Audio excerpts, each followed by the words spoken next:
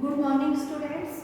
बेटा आज हम कक्षा चौथी विषय हिंदी व्याकरण उप विषय है हमारा कहानी नंबर 2। फर्स्ट हमने कल की थी, आज हम सेकंड कहानी करेंगे चतुर तेनालीराम।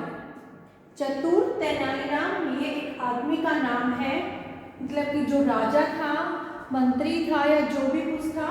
उसके बाद फिर जो आज की डेट है 11/11/2020, ठीक है। तो आज ये कहानी हम अपनी फेयर नोटबुक में लिखेंगे और फिर इसको लर्न करेंगे।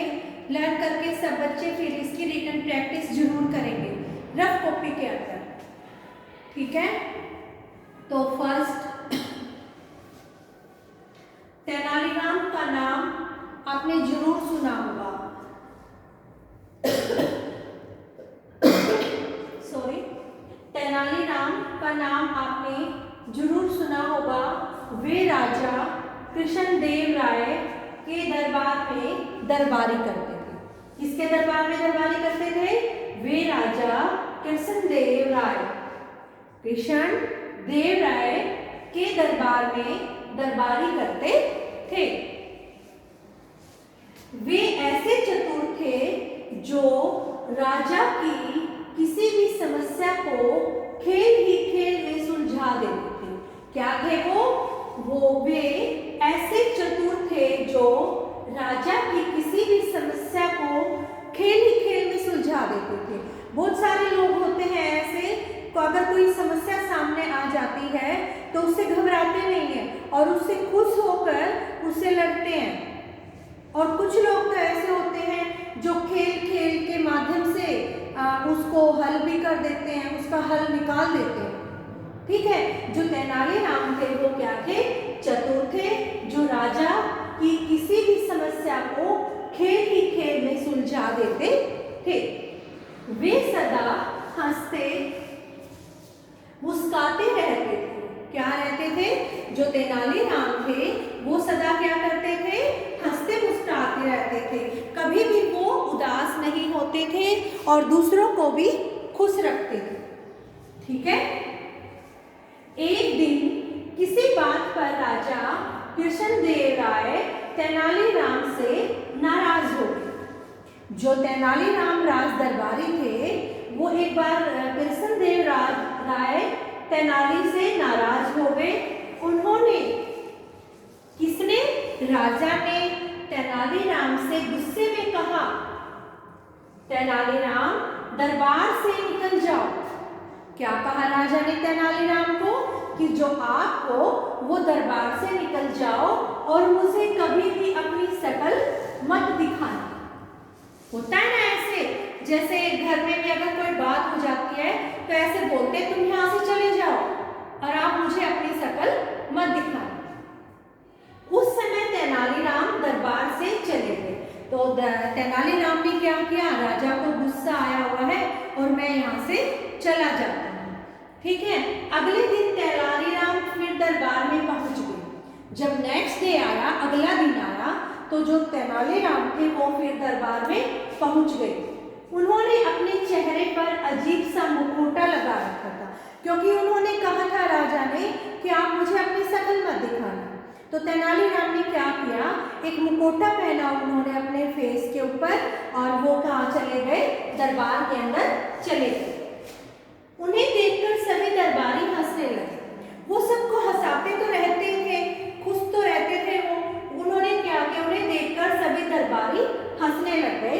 राजा ने उनको देखा तो, जब तेनालीराम को राजा ने देखा तो वे फिर नाराज हो गए। एक बार तो क्या हुआ? वो नाराज हो गए और फिर वे बोले, तेनालीराम के बाद कोमा आएगा क्योंकि हमने थोड़ा सा विराम लिया। तेनालीराम, मैंने तुमसे कहा था कभी मुझे अपनी शकल मत दिखाना। क्या कहा? राजा को गुस्सा भी आया उनको देखकर और उन्होंने कहा कि तेनालीराम, मैंने आपको कहा था कि आप कभी दोबारा दरबार में मत आना और अपना चेहरा मुझे मत दिखाना। तुम फिर आ गए, तुम फिर आ गए। ये एक आश्चर्य प्रकट है। इसके नीचे क्या होगा? विस्मयादिबोधक चिन्ह लगेगा इसके बाद, ठीक है। तेनालीराम बोले। तो फिर तेनालीराम ने जवाब देना था, महाराज आपने जो कहा था मैं उसका पालन कर रहा हूँ। क्या कहा उसने कि आपने जो मुझे कहा था मैं उसका पालन कर रहा हूँ। आपने कहा था मुझे कभी अपनी शकल मत दिखाना। क्या कहा था राजा ने कि मुझे कभी अपनी शकल न दिखाना, इसलिए मैं मुखौटा लगाकर आया। आपने कहा था मुझे शकल मत दिखाना, इसलिए मैं क्या पहनकर आया हूँ। जैसे मुखौटे फेस की आकृति के अलग अलग तरह के मुखौटे बनते हैं, ठीक है, तो मैं लगाकर आया हूँ ताकि आपको मेरी शकल न दिखे। क्या किया तेनालीराम ने कि राजा ने मना किया है और आप मुझे अपनी शकल मत दिखाना, और मैं राजा को अपनी शकल नहीं दिखाऊंगा, तो इसलिए उन्होंने क्या पहना, एक मुखौटा पहन लिया। तेनालीराम का उत्तर सुनकर महाराज की हंसी छूट गई। जो तेनालीराम थे वो उन्होंने फिर राजा को फिर हंसा दिया, क्योंकि थोड़ी देर पहले तो वो गुस्सा थे, लेकिन जब तेनालीराम ने जो बातें कही उससे जो राजा थे, महाराज थे, उनको हंसी आ गई। उनका सारा गुस्सा हवा हो गया। जो गुस्सा था उनका वो क्या हो गया, उड़ गया, खत्म हो गया। उनकी नाराजगी समाप्त हो चुकी थी। किसकी, राजा की जो नाराजगी थी वो समाप्त हो चुकी थी। तो उनकी क्या नाराजगी थी कि तुम मुझे कभी भी शकल मत दिखाना, उन्होंने कहा था। और तेनालीराम फिर से वहां आ गए थे। उन्होंने कहा कि तेनालीराम मैंने आपको कहा था कि आप मुझे कभी शकल मत दिखाना। तो तेनालीराम ने क्या किया, इसके लिए उन्होंने एक मुखौटा पहना और वो फिर से दरबार में आ गए। तो फिर राजा ने कहा कि तुम फिर से आ गए दरबार में। उन्होंने कहा कि मैंने आपकी आज्ञा का पालन किया है। जो आपने मुझे कहा था कि आप दरबार में मत आना और मुझे मेरी आपकी शकल मत दिखाना, तो इसलिए मैंने क्या किया है, मुखौटा पहना हुआ। तो फिर ये बातें सुनकर महाराज को हंसी आ जाती है और उनका सारा गुस्सा समाप्त हो जाता है। इस कहानी से हमें क्या शिक्षा मिलती है, हर समस्या का समाधान हंसते खेलते करना चाहिए। अगर आपके सामने भी कोई समस्या आ जाती है तो वो हंसते खेलते ही आपने उसको दूर भगाना चाहिए, कभी भी नाराज नहीं होना चाहिए, ठीक है। तो बेटा ये आपकी कहानी है सेकंड चतुर तेनालीराम।